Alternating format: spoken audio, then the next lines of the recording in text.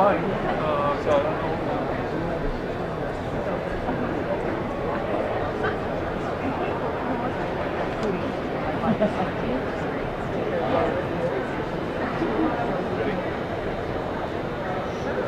Welcome everybody, good afternoon. Thank you for coming. A real pleasure to be introducing one of our industry's leading experts in social marketing that I'm sure you're going to get a lot of benefit from. So please have those pens ready to write and listen to Shane O'Neill. Give him a big hand. Thank you. Thanks everybody. Very nice to be here. Well, I'm going to start gabbing in a minute, but I always like to try to make my point at the beginning of presentations so that it sort of sets the tone. So I'm going to play a little clip for you. Plus it's entertaining and I like that. You find out life's this game of inches. So is football. Because in either game, life or football, the margin for error is so small. I mean, one half a step too late or too early, and you don't quite make it. 1/2 second too slow, too fast, you don't quite catch it. The inches we need are everywhere around us. They're in every break of the game, every minute, every second. On this team, we fight for that inch. On this team, we tear ourselves and everyone else around us to pieces for that inch. We claw with our fingernails for that inch. Because we know when we add up all those inches, that's going to make the difference between winning and losing. The inches of digital marketing. So, who's excited now? Come on, everybody. It's a coach speech. You got to be excited. I'm excited. I feel like giving high fives to everybody, but I'm not going to do it. But in my mind, everybody's getting high five. Okay. I want you to remember that we're talking about the game of inches. So many times when we're at marketing shows, I know I feel like I'm doing it. Sometimes I'm like, here's how you do this, and here's how you do that. Well, if you want to learn, this is when I first started speaking, this is the thing I used to say to everybody that would come see me talk. I would say, if you want to learn how to do something, why are you sitting here? If you want to learn how to do something, grab yourself a bottle of wine, go back to the hotel and Google search it. You want to know how to run a paid search campaign? Google search it. Facebook, Google search it. You should be shopping here. Don't waste your time talking to me, right? So that's why I'm not here to teach you how to do something. I'm here to help you think about what you're doing. The inches that are going to separate you from the competition. And hopefully you'll understand a strategy and a process to either do one of two things. Make yourself better or make your internal team better, or understand that you can't do that and work with a partner who can do it for you, okay? So, here's what I want you to know. And I have to say, the inches are dominated by experts. The inches, the little things, the little tweaks that you make to anything, but we're talking digital here, are dominated by experts. People that know in and out how to set up a paid search campaign. People that know in and out how to run a Facebook campaign, how to manage social media, how to connect. They're the people that know how to do it, and they're the people that do it like everyone else, okay? And I'm going to run through some of those, and I'm going to talk a little bit about it, about some of the strategies, some of the things you should be aware of if you're going to run digital media yourself, if you dare risk it. But I always say this, anyone can launch digital media efforts, but few fully understand function and execution. So you could go right now, we could all go over here to the lunch area, get on Google and set up an AdWords campaign, okay? And you can put in your credit card and there you go. But you're not going to create an effective campaign if you don't know what you're doing. The platforms are easy to get. Social media, all that stuff. Well, let's let Janice do it. She's really good at it. She's 22. The fastest growing group in Facebook's actually 55 and over, so just so you know, FYI. But, so, the other thing to remember is social media is all grown up now. It's not about plug and play anymore and like, hey, we've got a Facebook page and we've got... Now, how many people went and saw my session yesterday? A few? Okay, so some of this regurgitation that comes out of me, well, it will reinforce that. But when I say social media is growing up right now, it's not about the number of fans you have anymore. Who cares? If you have fans that don't translate into sales or customers, then you have people on your Facebook page that sometimes see your stuff. And sometimes they don't see anything at all because you may be over-posted and they just shut you off. You didn't lose them as a fan, they just don't see your feeds anymore, which is worse because you got no real way to gauge the success or healthiness of your Facebook page. So when I say anyone can launch digital efforts and few fully understand it, we're going to talk a little bit about some of those things here today, show you some examples. I'm going to try to leave some time for questions. This is only a 45-minute session, but if you have questions at the end, you can always come see me at the Digital Marketing Smart Station number 5, and we can talk in more detail. Okay, so why is digital marketing so important? There's a translation happening here, so people are starting to get more into digital marketing. It's really only happened in the past 3 years, really. I mean, people have done things before, but in the past few years, it seems like that's what everybody's talking about. When people want me to come speak, they always want me, can you speak about social media? And yeah, sure, I can speak. Can we talk about Facebook? Well, it's bigger than that. It's bigger than Facebook. Your digital world is its whole universe. It all is interconnected. Your Facebook advertising, paid search, your website, all of these things have to work together and not independently of each other. It's about pushing traffic to and fro. It's a whole sphere. It's a circle. I was in some television show. It's a circle. I thought it was funny. You guys don't, but I thought it was funny. Okay, so it's targeted, it's scalable, and it's trackable. I'll show you some of those things. But digital media is phenomenal. I mean, it's amazing sometimes when I hear people, I don't know if I really buy into this whole social media thing, or I don't know about that whole Facebook thing. It seems just like a thing for kids. That's the wrong thinking. If you're targeting, if you're strategic about it. But when I say it's scalable, trackable, you can see, and I'm going to show you some results here, detailed results of what you spent. And I see it. So a lot of people do print ads. And how do you know if the print ad worked? Would it have a coupon in it? Maybe you hope people run that till they're blue in the face. Oh, newspaper. Not that traditional media is dead. It is not. You just have to think differently about how you work that into your entire marketing mix. Okay. So you have to look at it. Maybe it makes sense to run print advertising in a local magazine. Maybe it makes sense to run newspaper for you. You have to take yours independently. But when you look at it, you have to think about how do you connect with that media. So if you're running print, what if you connect to your digital platform via print, for example? What if you had a unique URL inside of a print ad that only went to a digital asset that you could track with Google Analytics? Then you could tell the validity of what you're doing in print to digital. So again, it's all connected. It's all working together. Okay, consumers search products and services online. Does anybody not know that? Everybody knows it. Who believes that's true?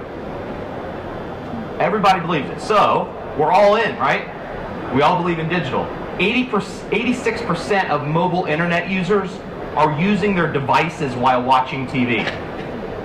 I know I do. I'm sitting watching TV on my iPad or my laptop or my smartphone, and it happens to me a lot. I see a commercial like, oh, okay, that's what I'm going to look at, and I'm checking it. I'm actually interacting with the ads now.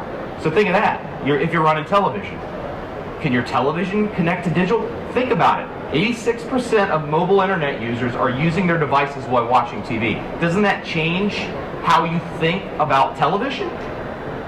Television's kind of a digital asset, you know. So think about that. Well, what's the message? What do you want them to do? They've got their device. They're sitting right there waiting for you to do something. So think about connecting to them back to your digital assets. Okay, so here are the types of digital efforts that we're going to talk about today. Now there are more, but this is, the obvious ones, the ones that most people should be using but might not be using effectively. So let's talk about those. Facebook advertising, paid search, mobile marketing, and your website. Okay.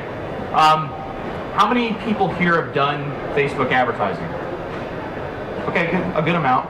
How many people want to do Facebook advertising but I'm not sure what you're supposed to do with it. How many think Facebook advertising is stupid? No. So, okay, Facebook advertising, very valuable. So I'm going to show you a couple of ways that you can connect with that for some strategies. And let's start with that. So, what is Facebook advertising? So, one of the things that we're going to talk about here also, by the way, is budgeting in the end. So how do you take all these assets and put it together and make a plan? But let's start with Facebook advertising. Let's talk about what it is. Okay, we're going to understand what it was, and then I'll show you some strategies later.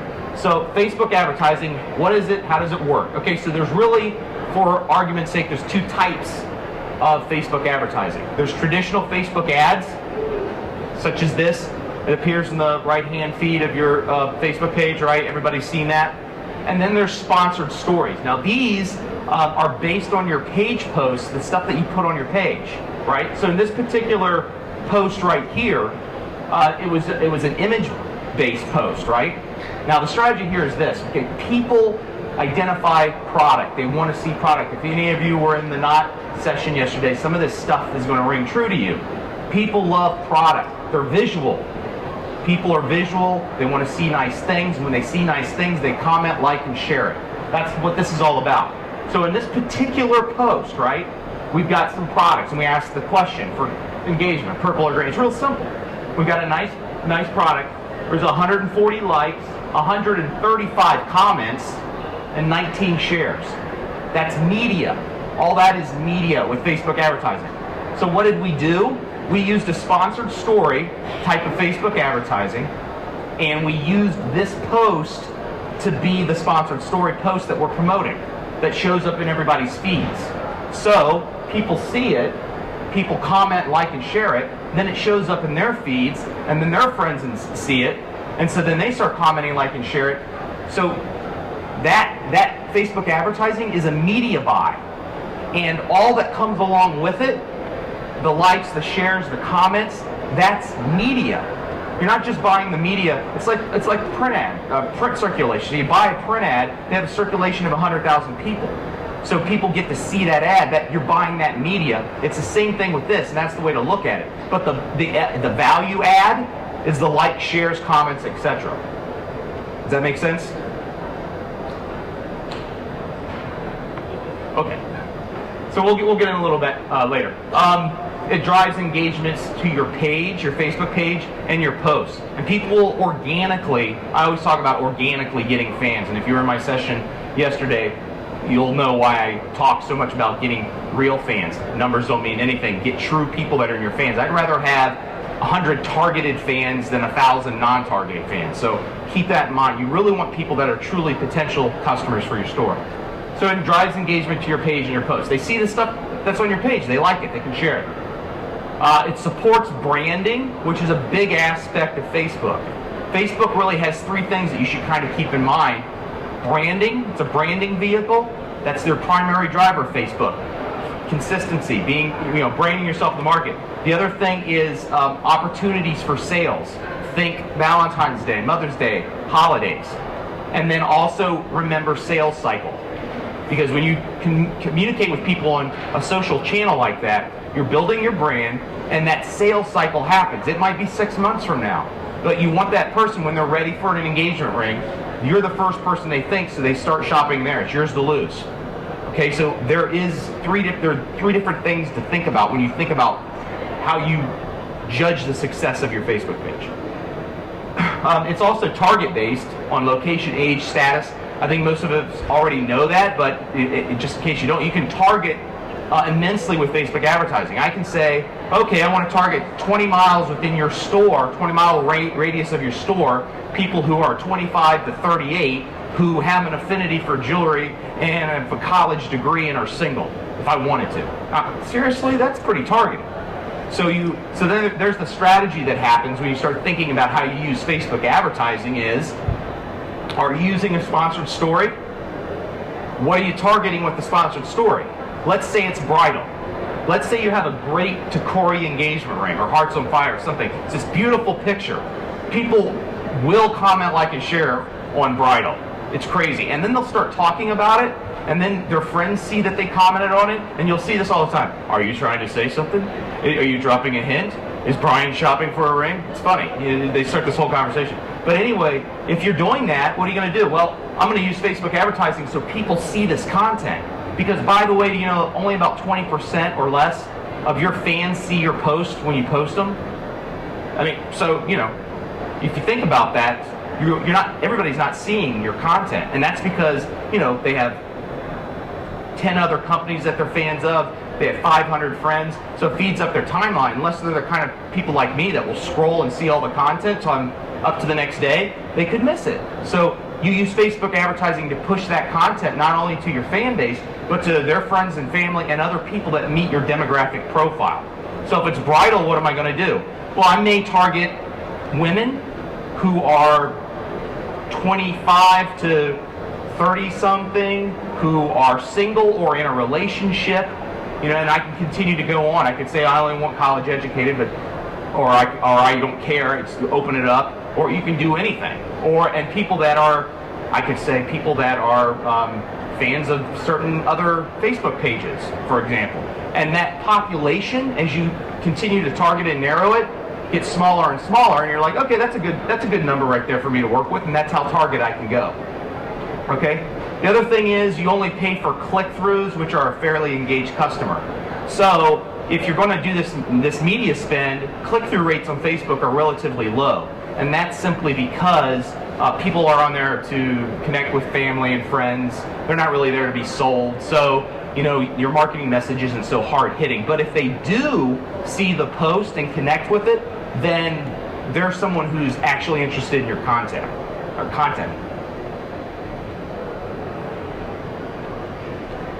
Okay, so here's a sample Facebook advertising campaign. This is something that we did during the holiday season for a client. Now, what we did, we used this probably was being pushed for 4 days on Facebook advertising. It was in conjunction with a larger program that we did. But here's the results from a Facebook campaign that they ran for 35 days. Now, in the span of that 35 days, they flipped out the sponsored stories they were using. This is one of them, okay? This particular post ran for 4 days and received 456 likes, 79 comments, and 62 shares, okay? So that's really good. Okay, that's great.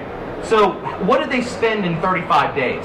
They spent $625 in 35 days to run a promotion on Facebook. What did they get? 4,088 clicks on to the sponsored story in 35 days. 15 cents a click. It's pretty low for any digital media. It's pretty low, 15 cents. 958 new fans in 35 days. And we didn't even, you know, they weren't even being forced to like the page. They liked this ring. This particular client sold 8 of those rings in 1 week from this post. So now that's ROI, correct? Now we say, oh, okay, I spent $625. I sold 8 of these, and then numerous other products, by the way. That's, again, 4 days. We ran it for 35, $625. Okay, how many people saw this? There were 1,167,000 impressions. So that's more branding. Okay, not everybody's going to click, but you know they see it whether they engage or not. But you're not paying for it. You only pay if they click. So you see that value in doing Facebook advertising. Again, $625 spent. So, all right. Does anybody have any questions on paid search first? Yes.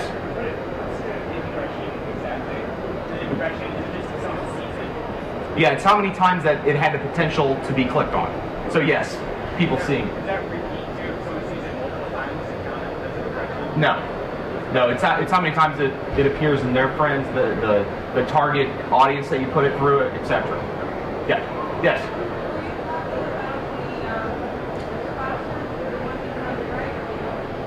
Sponsor stories, and this one in particular.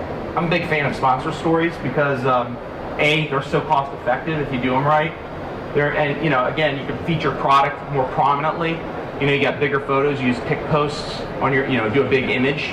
instead of, traditional, which may be a little tiny logo and you get some ads. But again, you have to consider what you're trying to do.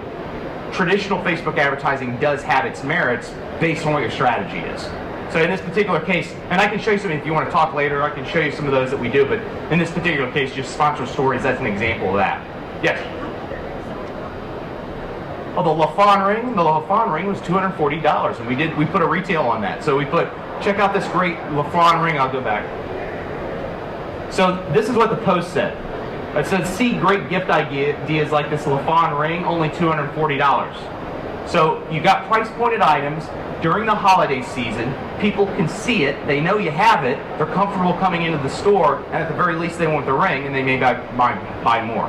So we're sort of, and keep in mind too, during the holiday season, you're not trying to. This is the other aspect of it, is think about what your expectations are. During the holiday season, you really shouldn't be pushing bridal necessarily. Push bridal during the bridal season.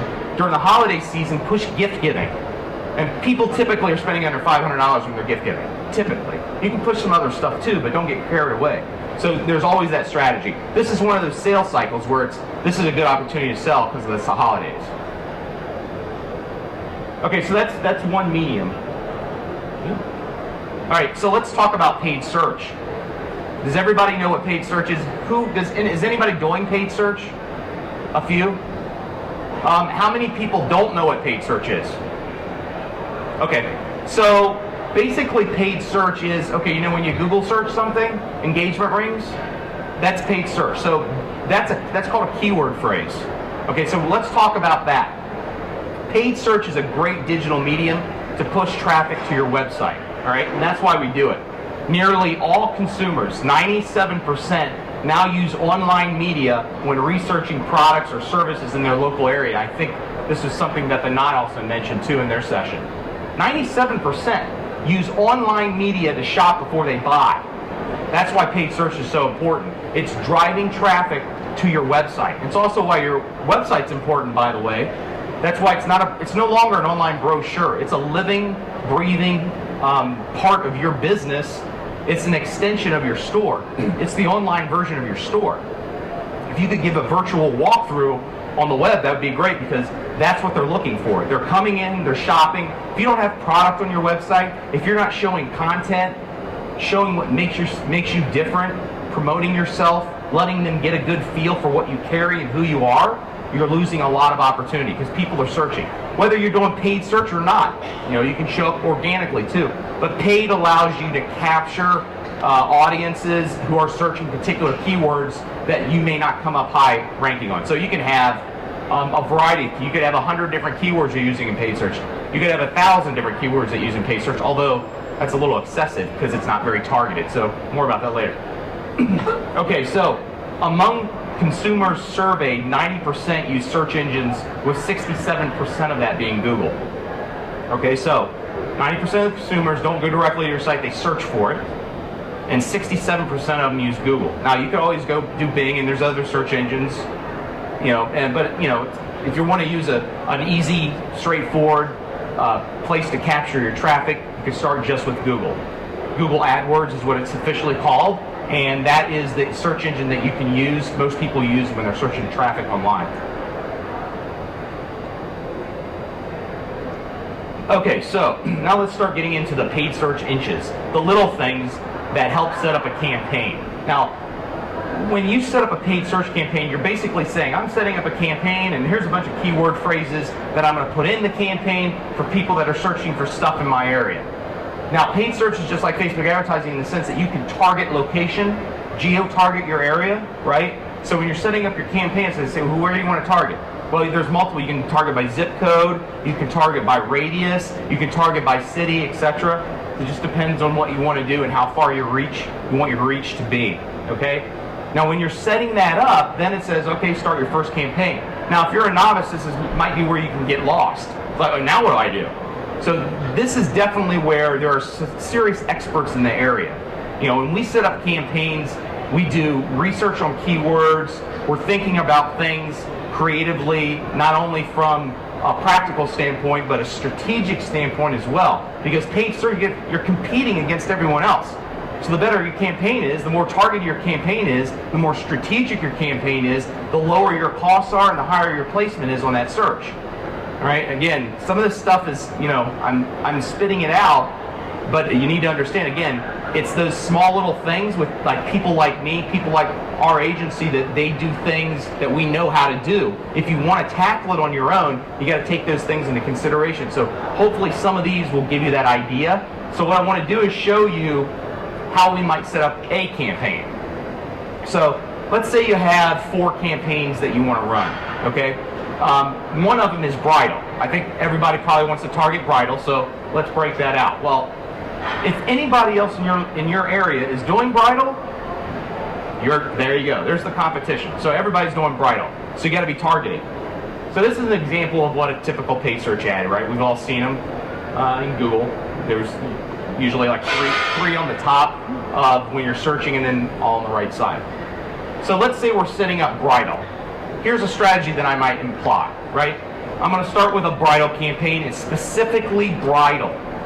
And I'm going to break it up into 2 different segments, all right? I'm going to do an ad group for engagement rings, and I'm going to do an ad group for particular brands, okay?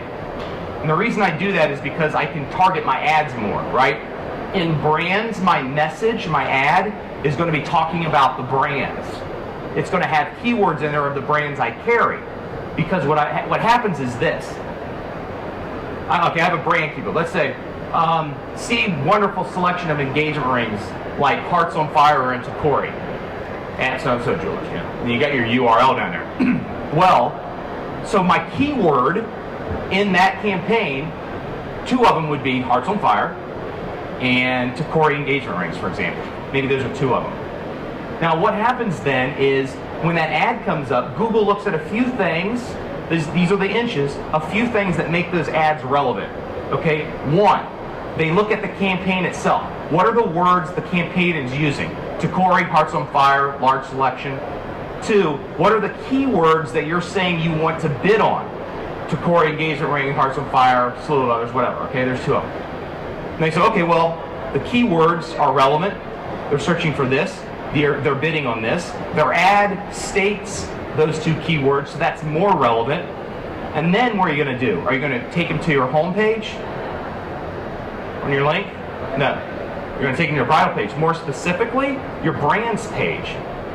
So they're not trying to navigate. So now Google's looking and saying, okay, and they're taking them to a page with the relevant content.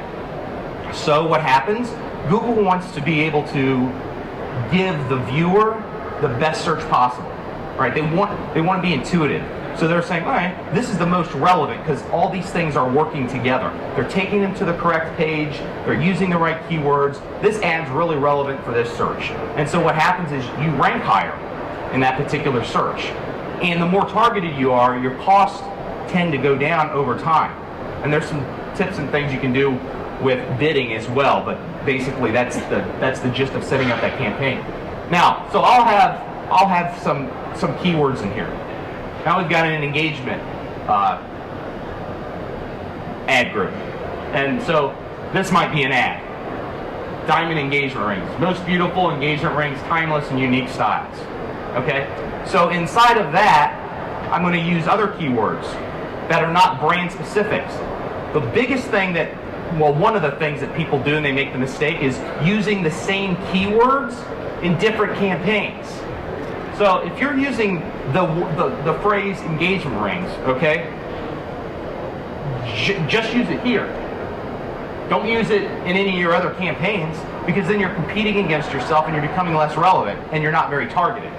Conversely, in brands, don't use engagement rings either. You can't say Hearts on Fire engagement rings because that's a unique search. Does that make sense, everybody?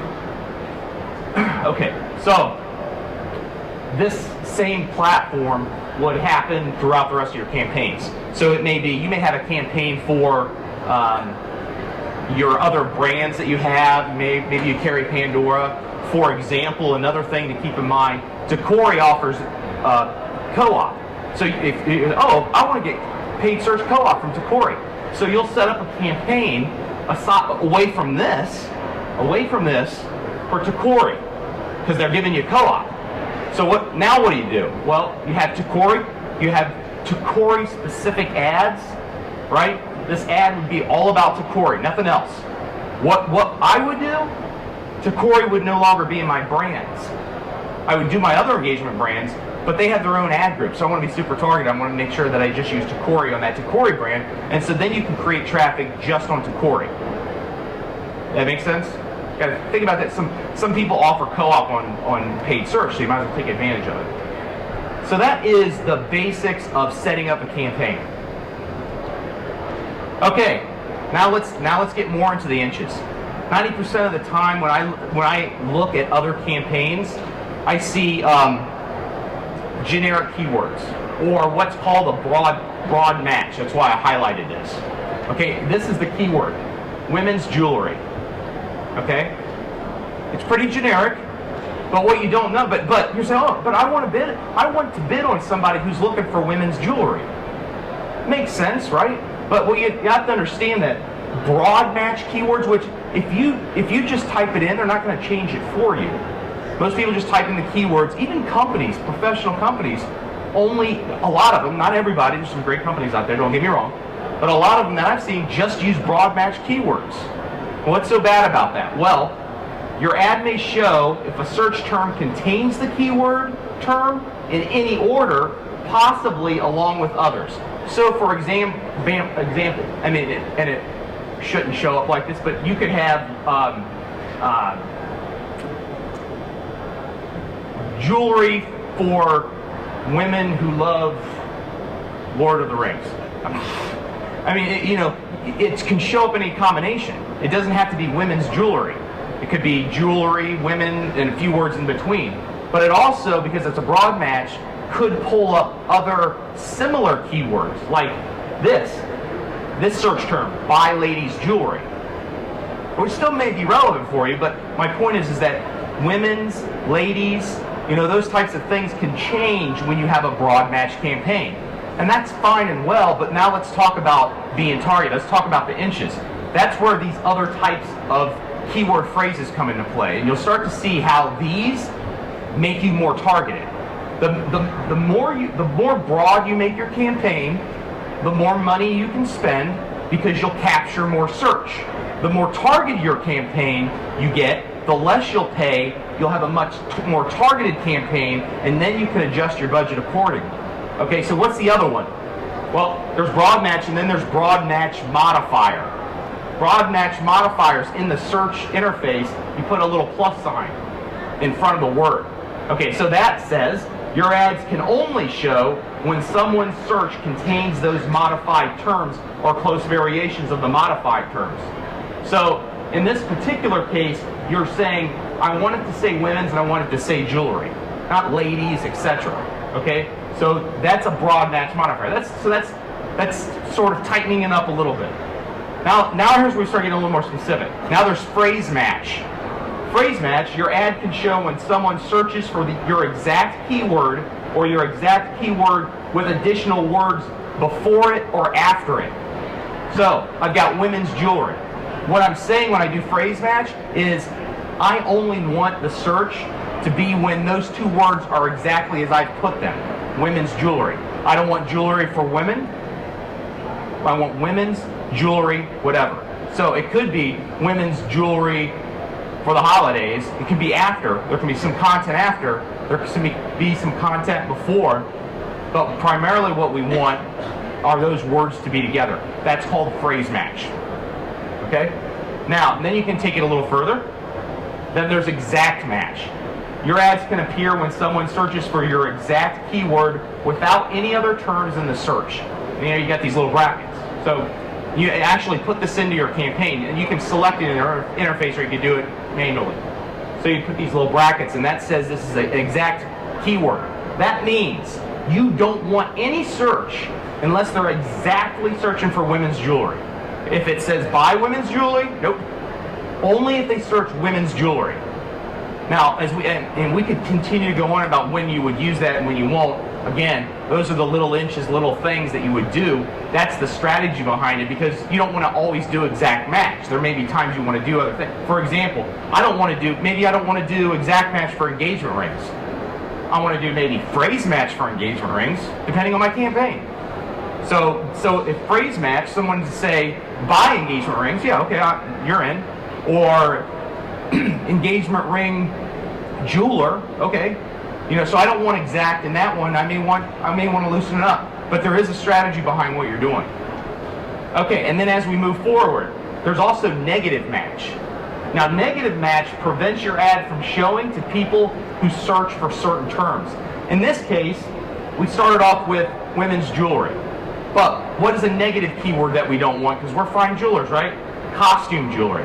So if someone searches for costume jewelry, we want to make sure our ad doesn't show up at all. Because it could be women's costume jewelry. Okay, women's costume jewelry. Does anybody really want to pay for that search? No? Does anybody really want to? I mean, seriously, women's costume jewelry, you're selling that? No.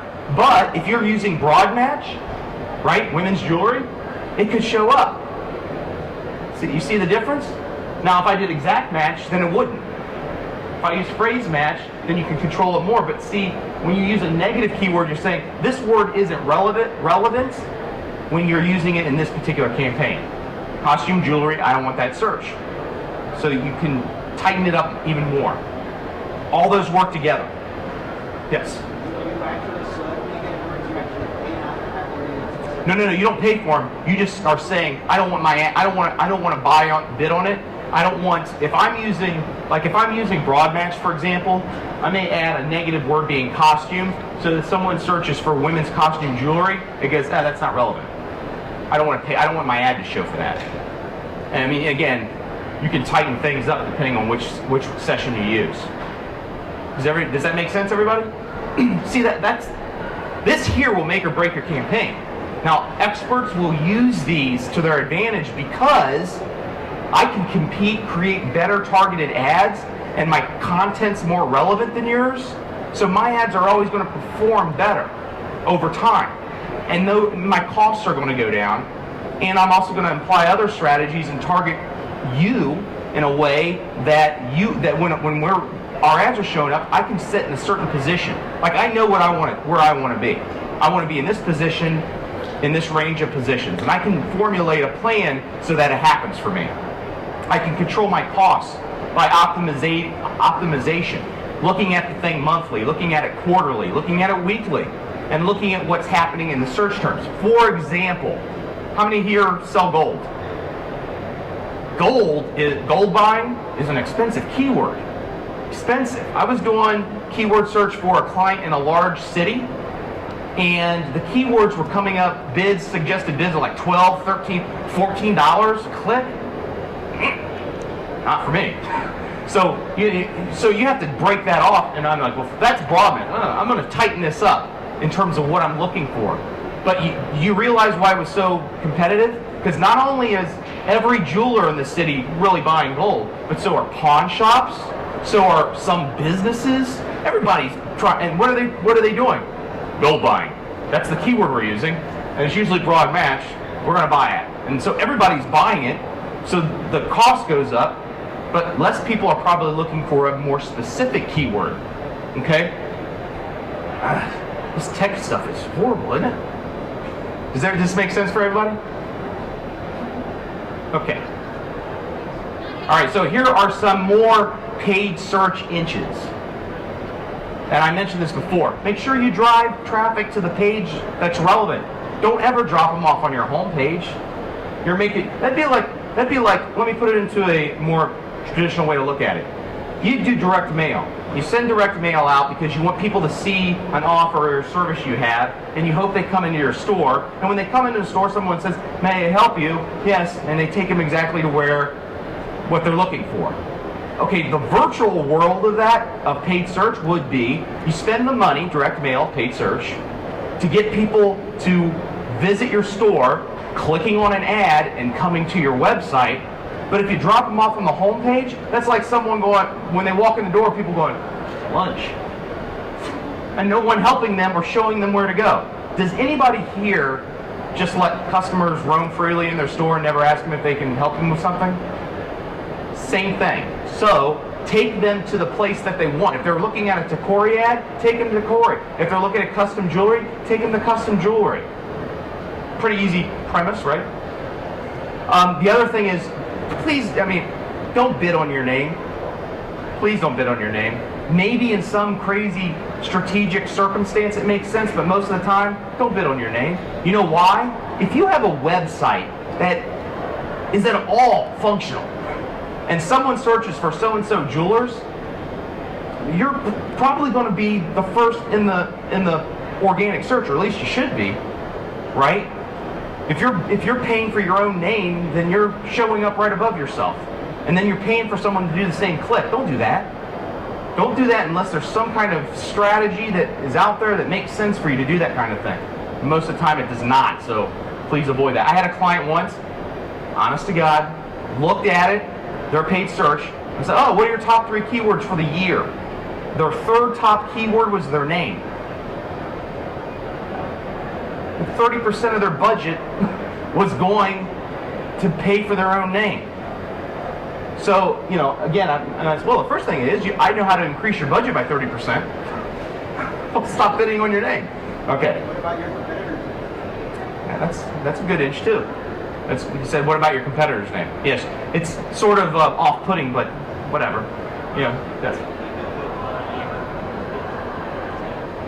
It's pretty cheap. Usually, but here's the thing. The question was, what about bidding on your competitor's name? Yes, you can bid on your competitor's name. It's a little, whatever. But hey, it's a dog-eat-dog world, so yes, you can do that. And you can bid on a lot of different types of phrases and keywords, etc. Usually those things are cheap too, because not too many people are connecting with that. Not too many people are bidding on their names. So those clicks are, like you were saying, usually 20 cents a click. So, okay, the other thing is, remember when we were talking about this, over half the traffic that is searching for things is on mobile devices. So that's a big thing. Think about the iPhone launched only in 2007. Before that, we all had these weird flip phones. Remember those days? We were like, how many of us, come be honest, were you not playing Captain Kirk? I was doing it all the time. I couldn't do it. Anyway, so those days are gone, but think about that. 2007? That's like 6 years ago. And how many, we're up to iPhone 5, waiting on 6. I'm waiting on 6, because my contract's about to go up. But, that's not that long. But the whole world of communication, think about Facebook. Nobody was playing on Facebook in 2007. A couple of people were, but didn't reach mass. All that stuff has changed. So you got to keep that in mind too.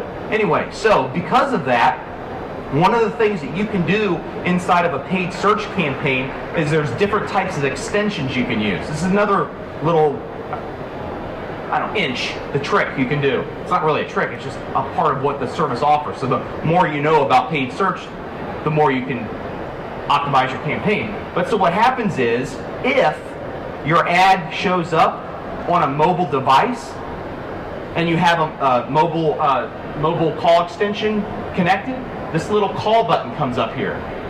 So they're searching on their phone. Oh, okay, I'm looking for engagement rings. Here, click, and it dials them. So I was looking for an engagement ring.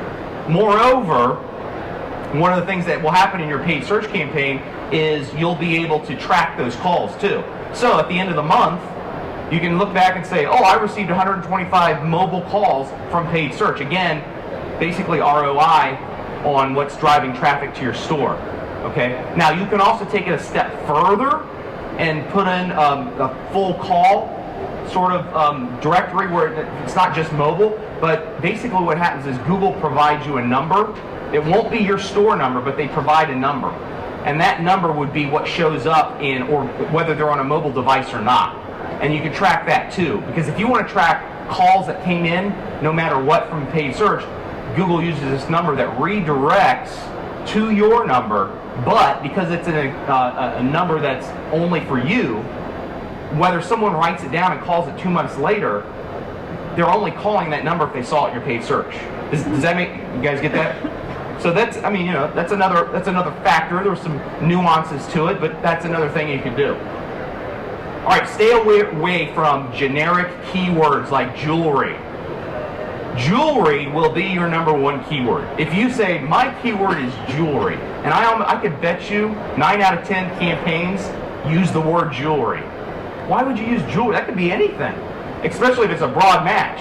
It could be costume jewelry, cheap jewelry, cat jewelry. There's jewelry for cats, by the way, in case you don't know. Google search it. But so it can be anything. So jewelry is a generic term. That's generic.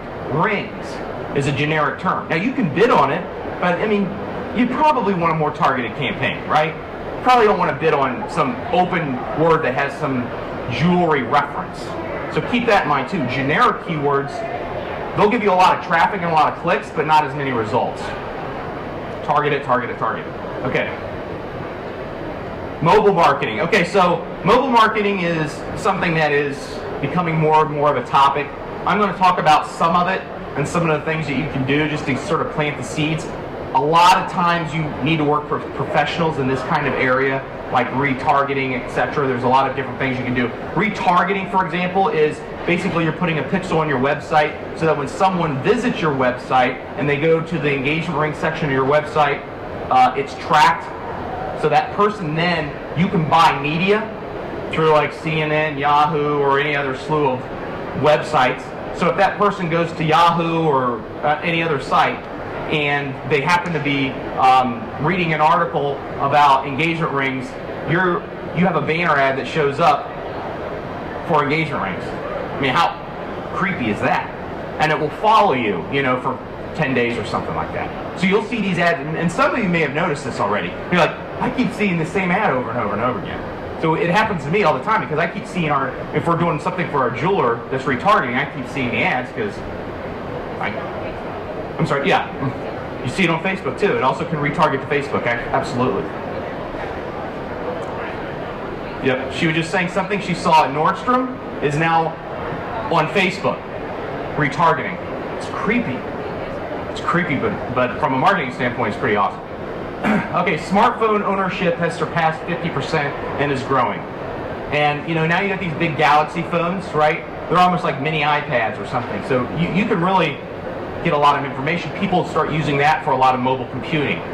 70% of mobile searches lead to action within 1 hour in comparison to 30% from desktop searches. 70% lead to action versus 30% of desktop. So mobile people are for real. They're looking for something. They're on the go. Who knows what they're doing? They're out shopping. Oh, where should I get engagement rings in here? No, or whatever. I wonder who sells Pandora. Yes. I'm sorry? I'd have to look at it. This is from ComScore, and that's from Mobile Marketer 2012. So I'd have to see. I don't know what product it was looking for in terms of just searches not just jewelry. No, it's not. We're looking at retail. Okay. Also, 61% of smartphone users perform local searches on their device. Okay, so you can see the value of mobile. Okay, I don't want to go over, but all right. So there's a few types of mobile marketing. There's pay-per-call mobile. Is a form of mobile marketing where a potential consumer can directly tap or click a phone number placed in a mobile ad. Okay. There are mobile banner ads. It's like a standard banner ad, but now customized to fit and cater to mobile websites. I'm going to show you something about websites too in a second. And then there's mobile applications. More and more people are creating apps, and you can actually advertise in the apps. And if anybody has apps, you'll notice that people do that. So you can do that as well. Text, SMS marketing. Now, advertisers can send relevant marketing messages in form of text. Now, some of this stuff, is all this stuff applicable?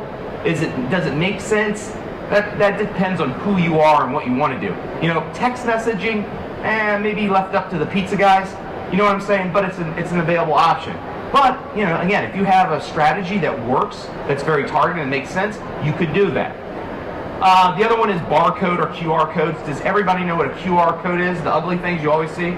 So, okay, most people use those wrong. I saw a QR code on one of those political signs that was advertising a house for sale.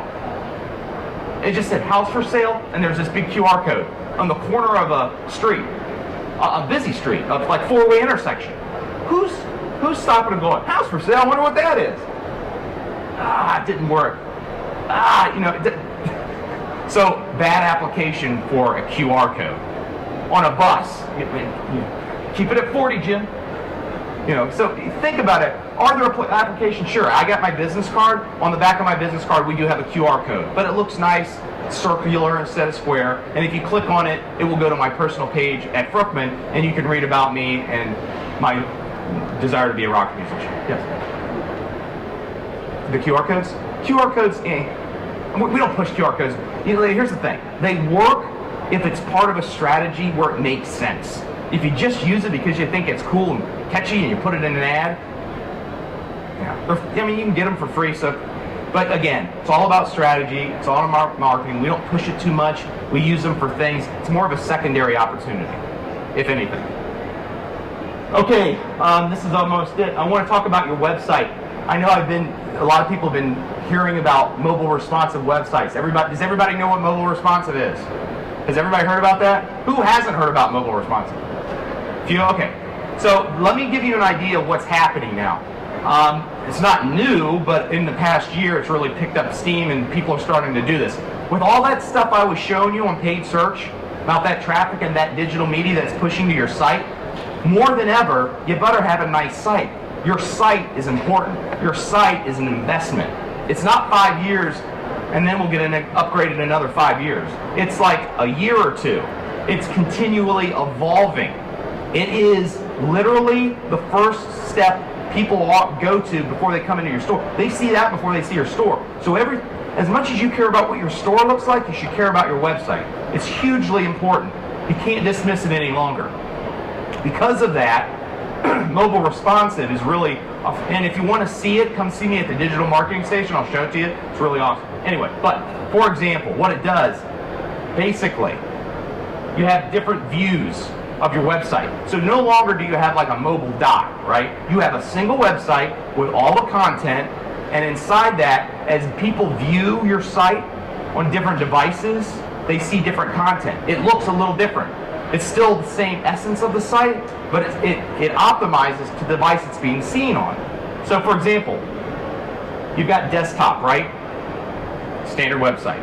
But now if I were to scroll the window, you would see it actually change. But now if I were to look at it on a horizontal tablet, I'll get a different view, slightly different view. Horizontal tablet, still a good size. So I'll get a slightly different view. Then I'll go to vertical tablet, okay? Actually, if you want to see Angie Ash right across the street at Fruchtman, she'll show you the site on an iPad, and she'll flip it. And you'll see how cool it is, because the site changes and adapts based on how she's viewing it. So it's optimal for that viewing device. So then, when you flip it to vertical, the interface changes more. Navigation becomes much more simplistic. In this particular instance, navigation becomes the universal icon for navigation. You click that, then all the navigation shows up in large form, so it's easy to navigate. Because how many have an iPhone and went to a site that's not mobile, and you have to like zoom in to click on the link because there's like all these links? So that's the idea. So it changes. It becomes more simplistic, more stylized. Then you have smartphone, and once it clicks to smartphone, it becomes really simplistic. All the content's still there, but it completely changes, but it adapts to every one of those. Very important. Why? Well, if half the traffic in search, over half the traffic in search is mobile device, and we know that 70% of people have an action within an hour of viewing ads on a mobile device, and you don't have a mobile website, it's like having a store with one small door. Where do I get into this place? I'm going to Jared. God, you guys don't have any humor at all, do you? So, all right, so that's what happens here. So you're saying, all right, you're on a smartphone? This is the optimal viewing. I want you to come and see what we have to offer and make it real simple for you to navigate. So that is web responsive. Any questions on that? It's pretty sweet. You see me at the digital marketing station if you want to talk about it. Also, Angie can show you on the iPad right across the street here. So you guys make websites? Yeah, we do. Yeah, this particular site's in beta. We can actually show you. Yep. And we develop websites and well, we do all this stuff. But yeah. Okay, so the last thing I want to talk about is budgeting for digital marketing, so you have a frame of reference. Generally speaking, when you look at your marketing budget, if you're a jeweler, you have a set marketing budget. Whatever your set marketing budget is that you determine, look at, and just to let you know, within the next few years, people will be spending 25% or more of their marketing budget on digital media. Okay, so that's a frame of reference. So, 2 years ago, they were spending 7 to 10%. It's rapidly increasing. So, if you want to be a player in the space, a good benchmark is to say 25% of my overall marketing budget should go to digital media, okay? So when you're planning that, think all the things that we're talking about. Think Facebook advertising. And think about it. You could run a Facebook advertising campaign for, let's say you do $500 a month, that's $6,000 a year. In a year, for being on 24 hours a day, every day of the year on Facebook, getting fans, branding yourself, getting in the sales cycle, point of sale opportunities, etc., etc. I know people that pay that much for one print ad. Think about that. So that's how you budget it. You get much more from that digital as well. Yes? I'm sorry? How do you add in like the cost of That should be part of it. This should be part of it. Yeah, if you're working with an agency or any other service, that should be part of that budget. Put it all together. Well, what percentage-wise, what would you allow? Oh, as an agency? Yeah, for the agency fee Yeah. versus the budget fee. 20%. You go much over 20%, you're sort of eating into your own stuff. So that's a good way. It depends on your store, of course, but some won't be that much. If you're a bigger retailer store, it might not be that much. If you're smaller, it might be close to that, or it might be 22, 23. Does someone have another question? Like $6,000 a year, that's a $500 a month media budget, which is pretty typical with our clients. Some of them do $750, but we're talking about a full healthy Facebook campaign running all year, every day, for $6,000. That's a media spend I'll do any day. So, paid search is the same way. You're talking about, clicks that are actually driving traffic to places you can see it. So, digital marketing is very important. It is definitely something that if you haven't, you need to take a hold of. If you're not doing paid search, you should think about it. Your competitor is, I guarantee you. Think about the traffic that I'm telling you about mobile, how people are shopping, what they're thinking. Think about the content you have on your website. You have a lot of imagery, you show some product. People are shopping. So that's all I have.